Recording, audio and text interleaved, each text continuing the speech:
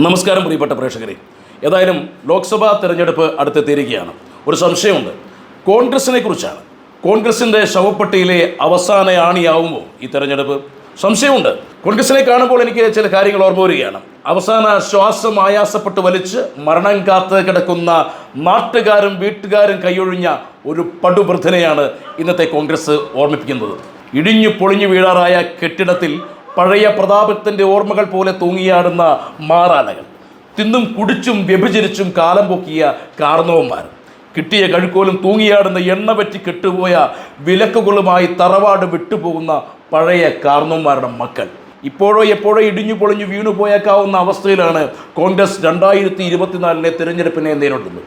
ഊർധൻ വലിച്ചു കിടക്കുന്ന കോൺഗ്രസ് ഈ തെരഞ്ഞെടുപ്പ് കഴിയുന്നത് വരെ ഉണ്ടാവുമോ ജീവനോടെ? ഒരു ജനാധിപത്യ രാജ്യത്തിൽ എന്നെയും നിങ്ങളെയും പോലെയുള്ളവരുടെ അവകാശവും അധികാരവുമാണ് നമ്മുടെ വോട്ട്. പലപ്പോഴും പൊതുജനം കഴുതകളാണെന്ന ആക്ഷേപം കേൾക്കുമ്പോഴും കരുതലോടെ അല്പം കൗശലത്തോടെയും നാം എടുത്തുപയോഗിക്കുന്ന അവസാന ആയുധം വോട്ട്. ഈ കരുത്താണ്, ഈ ആയുധമാണ് നമ്മുടെ രക്ഷയും പ്രതീക്ഷയും എല്ലാം. മൂല്യം മേറെയാണ്, ഒരുപാട് മൂല്യങ്ങളുണ്ട് നമ്മുടെ ഈ ഒരു വോട്ടിന്. മറുതൊട്ടിൽ എത്ര പണം വെച്ചു തൂക്കിയാലും ഉയരാത്ത തട്ടായി അതിങ്ങനെ താഴ്ന്ന് തന്നെ നിൽക്കും. പ്രിയപ്പെട്ടവരെ, ഈ ലോക്സഭാ തിരഞ്ഞെടുപ്പിൽ വോട്ട് ചെയ്യുമ്പോൾ ഒരു വോട്ടറുടെ ഉള്ളിൽ എന്താണ് ഉണ്ടാവുക? ഒന്നുകിൽ മോദിക്ക് ഇനിയും 5 വർഷം കൂടി നീട്ടിക്കൊടുക്കുക, അല്ലെങ്കിൽ മോദിയെ അധികാരത്തിൽ നിന്നും മാറ്റി നിർത്തുക. ചോദ്യങ്ങൾ ഒരുപാടുണ്ട്. ആ ചോദ്യം കേരളത്തിലെ കോൺഗ്രസ് പ്രസിഡന്റ് ശ്രീ സുധാകരനോടാണ്.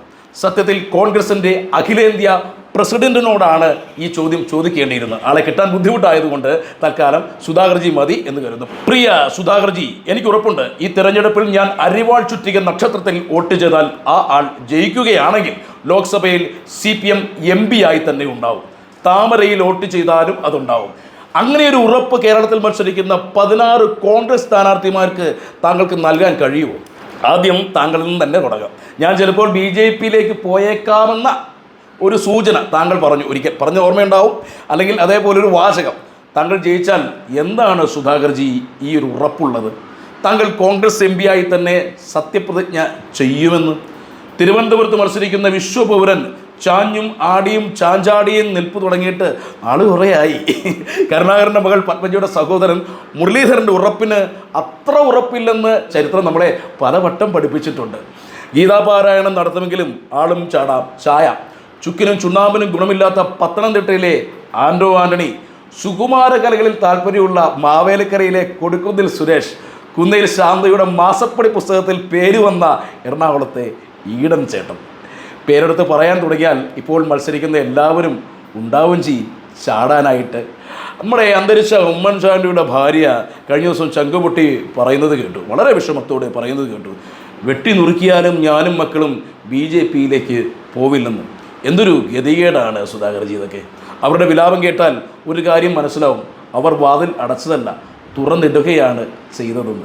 എത്ര കാലം ഭരിച്ച ഒരു പാർട്ടിയുടെ ഒരു അവസ്ഥയെ, സ്ഥാനാർത്ഥികൾ നോമിനേഷൻ പത്രിക നൽകും മുന്നേ ജയിച്ചു വരുന്നവർ ചാടിപ്പോവില്ലെന്ന് ഉറപ്പുവരുത്താൻ റിസോർട്ടുകൾ ബുക്ക് ചെയ്യുന്ന നമ്മുടെ പാർട്ടി, ജയിച്ചാൽ പാർട്ടി മാറില്ലെന്ന് അഗ്നിസാക്ഷിയാക്കി പ്രതിജ്ഞ ചൊല്ലിക്കൊടുക്കുന്ന പാർട്ടി നമ്മുടെ പാർട്ടി അല്ലേ, കോൺഗ്രസ് പാർട്ടി. എൻ്റെ വോട്ടിന് വിലയുണ്ട് സുധാകർജി, ഒരുപാട് വിലയുണ്ട്.